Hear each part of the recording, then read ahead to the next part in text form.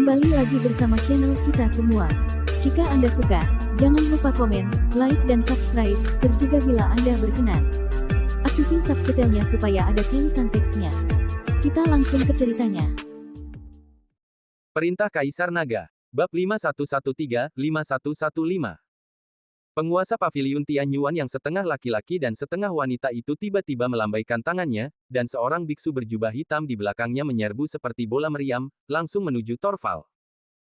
Biksu itu ternyata adalah seorang pria kuat di alam dispersi negeri peri tingkat ke-7, dan gerakan pertama yang dilakukannya adalah, jurus pembunuh Tianyuan, keterampilan unik dari paviliun Tianyuan.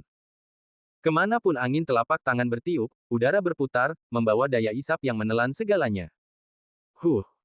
Torval mendengus dingin, tanpa menggerakkan tubuhnya, dia mendorong telapak tangan kanannya ke depan, dan energi pedang berwarna merah darah melesat ke langit. Itu adalah, jurus pedang penghancur jiwa Ashura. Energi pedang itu bertabrakan dengan angin telapak tangan, menghasilkan ledakan yang memekakkan telinga. Biksu berjubah hitam itu menjerit dan tubuhnya terlempar ke belakang seperti layang-layang yang talinya putus. Sebuah lubang berdarah besar di dadanya menyemburkan darah dan dia mati di tempat. Menarik. Penguasa paviliun Tianyuan itu memiliki senyum aneh di wajahnya, dan separuh dirinya yang perempuan sebenarnya menunjukkan sedikit pesona, tapi di hadapanku, kekuatanmu seperti seekor semut. Sebelum dia selesai berbicara, dia sendiri yang bertindak. Dia tiba-tiba muncul di depan Torval, tangan kanannya berubah menjadi cakar, dan meraih jantung Torval dengan energi mayat biru hitam. Kecepatannya begitu tinggi sehingga Torval merasakan hawa dingin yang menusuk dan buru-buru mengayunkan pedangnya untuk menghalangi. Dentang. Pedang itu bertabrakan dengan cakar hantu, menimbulkan suara logam beradu. Torval hanya merasakan kekuatan yang luar biasa melonjak, lengannya langsung mati rasa, dan seluruh tubuhnya terkejut dan mundur berulang kali, dengan sedikit darah mengalir dari sudut mulutnya. Dia menatap monster setengah laki-laki setengah perempuan di depannya dengan ngeri, "Kamu. Bagaimana mungkin kamu bisa meningkatkan kekuatanmu secepat itu dalam waktu sesingkat ini?" Dia berada di puncak alam dispersi negeri peri tingkat ke-8, tetapi dia dikalahkan hanya dalam satu gerakan. Aku adalah utusan dari Yang Mulia Mayat Darah. Penguasa paviliun Tianyuan yang setengah laki-laki dan setengah perempuan itu tertawa aneh, rasakan amarahku. Puluhan biksu berjubah hitam di belakangnya juga melancarkan serangan pada saat yang sama. Berbagai mantra spiritual jatuh seperti tetesan air hujan, membombardir formasi perlindungan gunung Istana Sura. Berdengung. Formasi perlindungan istana yang berwarna darah mulai bergetar hebat, dan cahayanya berkedip-kedip. Wajah Torval sangat serius. Dia bisa merasakan bahwa formasi perlindungan istana ini tidak akan mampu bertahan lama di bawah serangan lawan. Yang membuatnya semakin gugup adalah monster setengah laki-laki dan setengah perempuan di depannya tampak semakin kuat seiring berjalannya pertempuran. Setiap serangan membawa serta energi mayat yang menggerogoti kekuatan spiritualnya, membuat kultivasinya semakin lambat. Ayah! Sharon mengacungkan pedang haus darah dan bergegas ke Torval, mereka terlalu kuat. Terutama penguasa paviliun Tianyuan, dia sama sekali bukan dirinya sendiri. Aku tahu. Torval menyeka darah dari sudut mulutnya, matanya bersinar dengan tekad, Sharon, dengarkan aku, pergi dan panggil Tuan Chen sekarang juga. Dev. Sharon tercengang. Torval menggertakkan giginya dan berkata, ya, dia. Jika kita menemukan Tuan Chen, istana Sura kita mungkin masih bisa diselamatkan. Dia tiba-tiba memasukkan selembar batu giok berwarna darah ke tangan Sharon dan berkata, ini adalah token untuk membuka jalan rahasia. Ingat, kamu harus menemukan Dev dan memberitahu dia bahwa Istana Sura membutuhkan bantuannya. Ayah, aku khawatir Tuan Chen tidak sebanding dengan monster itu. Meskipun Sharon tahu bahwa Dev cukup kuat, tetapi penguasa paviliun Tianyuan jelas-jelas terkendali, dan kekuatannya telah mencapai puncak alam dispersi negeri peri, atau bahkan lebih tinggi. Sekalipun Dev datang, dia tetap bukan tandingannya. Dia sendiri mungkin bukan lawannya, tetapi Tuan Chen pasti punya seseorang di belakangnya. Cepat dan pergilah, kata Torval. Pada saat ini, penguasa paviliun Tianyuan yang setengah laki-laki dan setengah perempuan melancarkan serangan ganas lainnya. Sebuah kolom cahaya hitam yang bercampur dengan kekuatan pria dan wanita jatuh dari langit dan menghantam formasi perlindungan istana dengan keras. Boom! Dengan suara ledakan yang keras, formasi berwarna darah itu hancur berkeping-keping, serpihan kerikil yang tak terhitung jumlahnya beterbangan kemana-mana, dan asap serta debu memenuhi udara. Bunuh! Jangan biarkan seorang pun hidup. Penguasa paviliun Tianyuan yang berwujud setengah laki-laki dan setengah perempuan itu mengeluarkan raungan gila dan menyerbu masuk ke dalam istana Sura terlebih dahulu. Para biksu berjubah hitam mengikuti seperti gelombang, dan pembantaian berdarah pun terjadi dalam sekejap. Jejak kesedihan melintas di mata Torval. Dia tiba-tiba mendorong Sharon ke pintu masuk lorong rahasia di belakang, pergilah. Ayah akan melindungimu. Setelah mengatakan itu, dia membakar esensi darahnya sendiri, dan auranya melonjak. Dengan mengorbankan nyawanya, dia mengaktifkan jurus terlarang, pedang penghancur jiwa Ashura. Ayah. Sharon menangis, tetapi dia tahu bahwa ini bukan saatnya untuk ragu. Dia menggertakkan giginya, berbalik dan bergegas menuju jalan rahasia, dan tubuhnya langsung diselimuti oleh cahaya putih. Di belakangnya terdengar raungan ayahnya yang menggetarkan bumi, teriakan musuh, dan tawa menyeramkan dari monster setengah laki-laki dan setengah perempuan. Sharon tahu bahwa perjalanan ini akan sangat berbahaya, dan orang-orang dari paviliun Tianyuan mungkin telah memblokir semua jalan keluar. Tetapi dia harus menemukan Dev secepat mungkin, demi ayahnya dan demi istana Sura. Sharon menggenggam erat pedang haus darah di tangannya. Dan darah di pedang itu tampaknya merasakan tekad pemiliknya dan mulai berdetak lebih kencang. Istana ke-8, di Menara Penindas Iblis. Dev masih duduk bersila di menara. Lingkaran hijau yang mengelilingi tubuhnya telah berubah menjadi substansi, membungkusnya seperti kepompong. 2 hari berlalu dalam sekejap mata di dunia luar, tetapi lebih dari beberapa bulan telah berlalu di dalam menara. Ketika gumpalan terakhir energi abadi mengalir ke dantiannya, Dev tiba-tiba membuka matanya. Kilatan cahaya melintas di matanya, dan 2 nyala api keemasan memantul di kedalaman pupilnya. Semua luka telah sembuh, bahkan. Dev mengangkat tangannya dan menyentuh dadanya.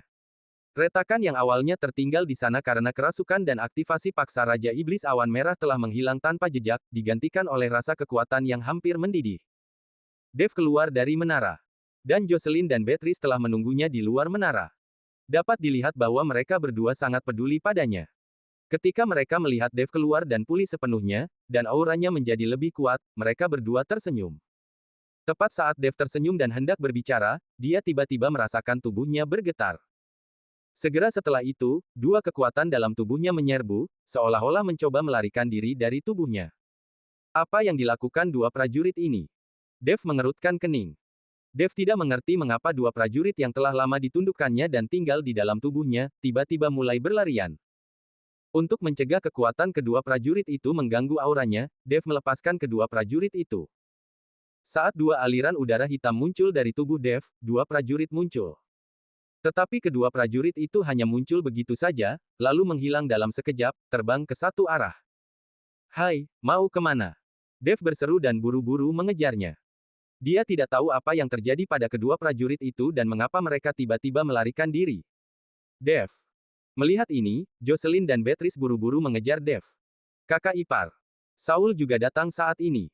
Melihat Dev dan yang lainnya tiba-tiba pergi, dia buru-buru mengejar mereka. Dev.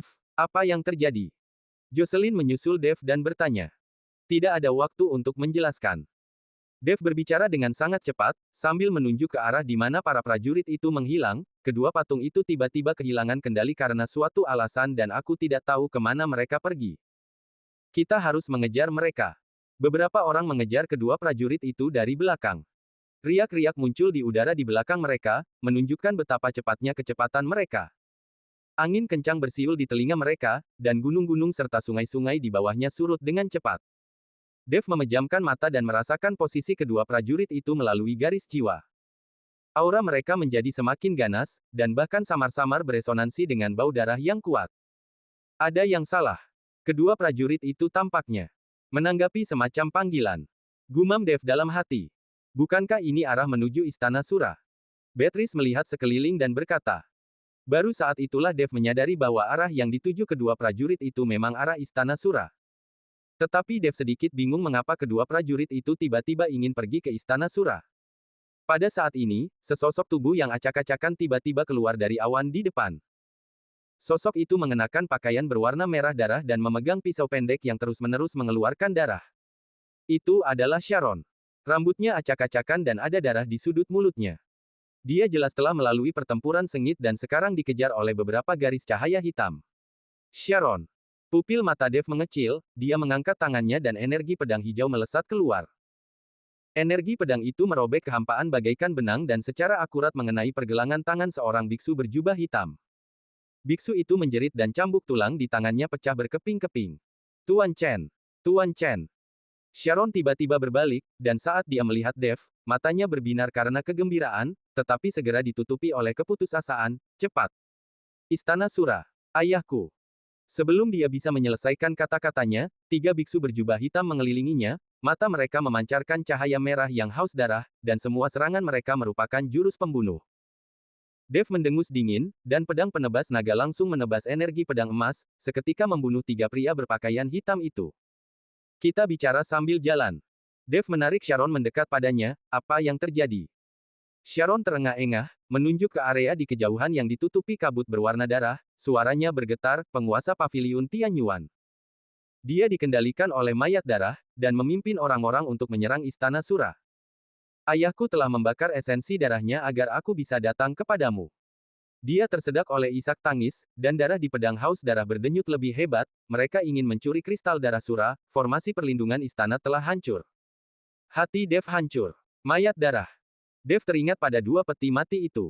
Tampaknya penguasa paviliun Tianyuan telah membuka 2 peti mati itu. Ayo pergi. Dev tahu bahwa dia tidak boleh membuang waktu, jadi dia segera bergegas menuju Istana Sura. Istana Sura. Pada saat ini, semua formasi pelindung Istana Sura telah hancur. Di seluruh Istana Sura, serpihan tirai cahaya yang tak terhitung jumlahnya jatuh dari langit, darah memenuhi udara di sekitarnya, dan teriakan terdengar satu demi satu. Seluruh Istana Sura benar-benar telah menjadi api penyucian Sura. Penguasa paviliun Tianyuan melayang di udara, tatapannya penuh dengan penghinaan dan kesombongan.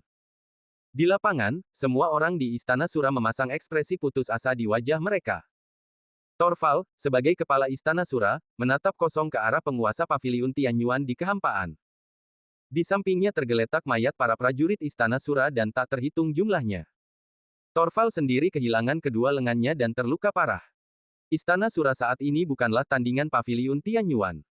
Bahkan jika penguasa paviliun Tianyuan pergi berperang sendirian, Istana Sura bukanlah tandingan.